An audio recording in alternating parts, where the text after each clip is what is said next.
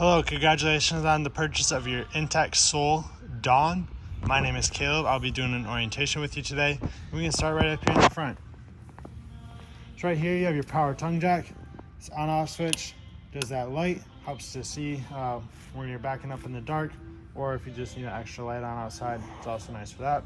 And then you have extend and retract. Pretty straightforward. That's how you're going to hook and unhook from your vehicle. And then right behind that, you have this nice storage rack and location for your 2 propane tanks.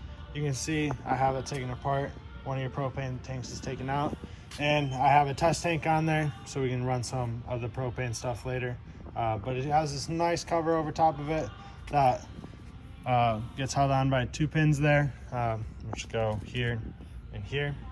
And it'll look something like that when it's fastened on there. But in the middle of your 2 tanks, you do have your regulator. You see this points towards the tank you're using. So right now it's pointed towards this tank because this is the one that actually has propane in it. And then you just open up that valve. Once this tank runs empty, this little indicator here is going to turn red, and that'll be your indication to either fill this tank or switch it over to your other tank there. We can work our way around the side here. You can see your 2 front stabilizers, and there's 2 stabilizers down in the rear. Those use a 3/4 inch socket, and you just run those up and down. They're used for stabilization only, not for leveling. So to level your trailer front to back, you'll raise or lower the tongue jack, and to level it side to side, put boards or blocks underneath your tires. And then once your trailer's level, run your stabilizers down, and those help keep things from moving around too much when you're in there. You have a vent here for your battery, which is located underneath your seat cushion inside, so it's accessible from inside, and then they vent it outside. Then you have your gas, electric, water heater. All the switches for that are going to be inside.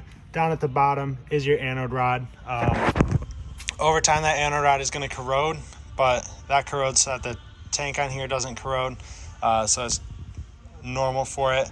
Every 2 or 3 years, you'll probably have to replace that. Just keep an eye on that. But that goes in your drain. It's a 1 1/16 inch socket. So tighten it down in there like it is now, and that's for normal use. To drain it, just take that out and set it aside, and the water will drain out from right there. Right here are your water hookups. So you have your freshwater tank fill on the left. So stick a hose in there, fill your tank. There's a monitor panel inside to check the level of that. And then you'll turn your water pump on to use that water that is in the tank. If you have full hookup camping, or you're just hooking it up at your house or something, just hook a hose up to your city water connection here. Keep that hose hooked up and turned on, and that'll be what creates your water pressure for you.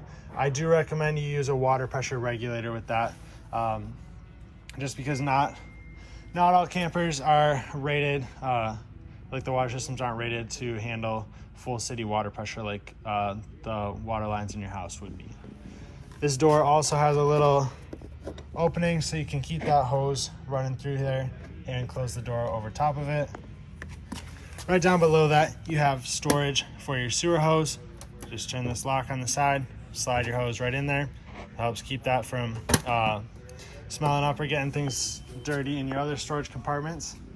You have your furnace exhaust right here. It's going to blow out hot air when you're running your furnace, so you want to be sure you don't block it or put anything by it that could burn or melt. And you have vents for the backside of your refrigerator. Those are more so for service or maintenance, so you can easily access these. Just have tabs on here that you turn. That pulls off, and you see you have access to all the different stuff in there.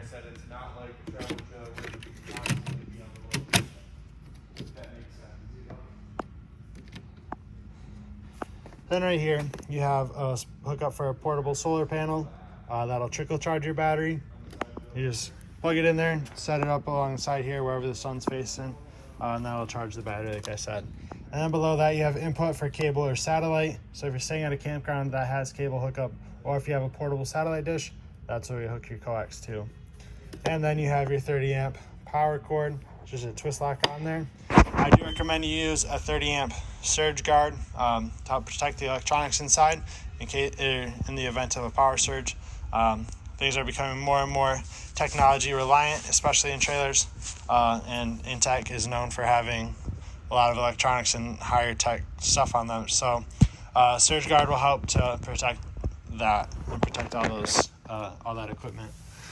Then down here you have your drain for your black tank. Just the single handle on here, single tank. Hook your sewer hose up to here, put the other end in the drain, and then you'll pull that handle when you're ready to drain it out.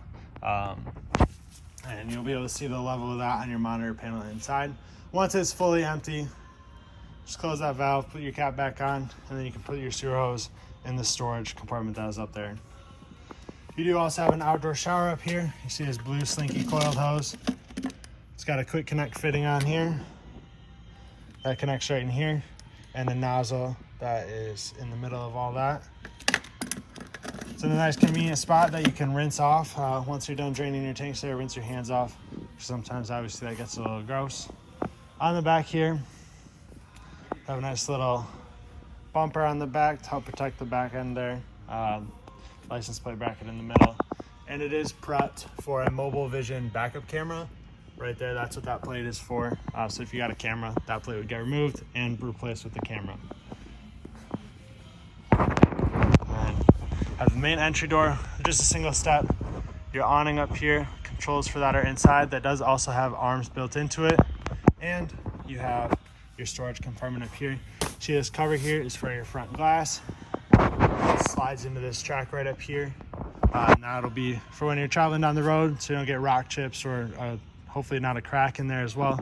And you see it has buttons and snaps down there to keep it secured. You also have 2 outlets here with the weather covers on there and a nice exterior light. But we can head inside next. All right, now that we're inside, we can take a look right here, and you have a couple of controls. So these are all going to be light switches for inside and outside. See porch, exterior front accent, that's on the front cap. These two are obviously outside. Then you have dinette, accent, that's that LED strip up there. Cabinet accents, that's going to be the blue lights up front. Kitchen lights, does that LED. Main lights, does your main ceiling. Next to that, you have your monitor panel. So you can check the levels of your battery, fresh, gray, and black tanks. It says gray, there's not a gray tank on here, so all you have to worry about is black and fresh tank, and it's going to light up to what level it's at. Next to that, you have your water pump. So once that fresh water tank is filled, turn your water pump on here. That is going to light up to signify that it's on, and then you'll have water pressure. You have tank heaters on here, so that's a heating pad on the bottom of your holding tanks. That'll help keep them from freezing if you're late season camping. And then you have the switch for your water heater here. So water heater on gas, water heater on electric. So I'll get the camera over there so you can see it a little better. So on gas, obviously you need your propane turned on. And for electric, you need 110 power hookup for that. Take a better look here in the kitchen. You have a nice rear viewing window out there. Your 2-burner stove. See, there's little instructions here for closing. You want to pick up on that and then lay it down. Otherwise, if you just go like that, it's not going to close, or not going to want to close. You do want to be careful with that as well. It is glass. But to light this, turn it to light, and then you have your igniter in the middle, and you'll hold that down. It's going to take a second for the propane to get through the lines. There's a little bit of air in the lines. But eventually this will light. We can come back to this later if we need to. Oh, there it goes. So you see those light, and then you can adjust your temperature or your flame setting as needed. Then you have your sink with a roll-up drying rack, dish rack on there. Radio up here is also a CD player. It does Bluetooth as well, and you have 2 speaker zones. I'll just turn it off. So we go to radio here. See if we can find a station.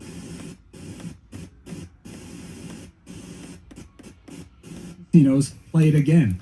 Get up to $1,000 back if you're down after your... So you see, I turned speaker B off. That's these speakers here. Cash. And see for yourself why FanDuel A Casino is the your number speakers one up rated front. online casino app. So you have the two zones on there. You can have them Dealers both on at the same time. It's going to light up as A and B. Otherwise, Otherwise, you need to do one or the other. And then we'll open up the wet bath here.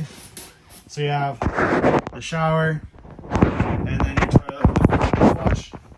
Foot pedals down there. If you push that pedal all the way down, that's going to open up the flange and flush the toilet. If you go halfway down, that'll bring water into the toilet and help you rinse it when you flush. And then directly up above is your vent fan. So you can see the vents open. Push the black switch here to turn the fan on, and just have the crank to open and close that.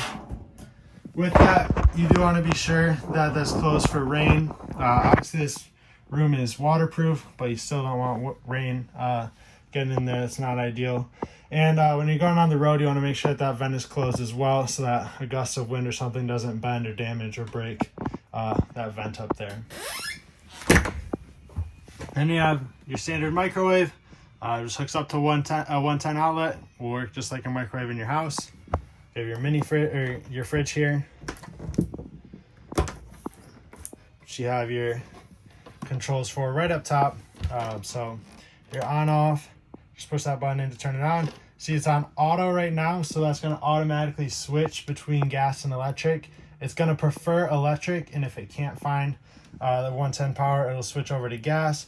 Otherwise, if I push this so this button's sticking out, it's going to be gas only. If it fails to light on gas, this check light will come on. It's going to light up orange, and that'll indicate that usually your propane is empty or you forgot to turn it on. Down below that is your breakers and fuses. Everything is labeled for you on the door right here, but it's all laid out pretty straightforward for you as well. And below that, you have your carbon monoxide detector. You see it's got that green light on. That is going to have a slight draw on your battery. So if you don't disconnect your battery, that will slowly drain it in storage. And you can see replaced by May of 2027. So that's when you need to get that redone. This is your furnace right here, which the thermostat for that and your air conditioner are over here underneath the TV.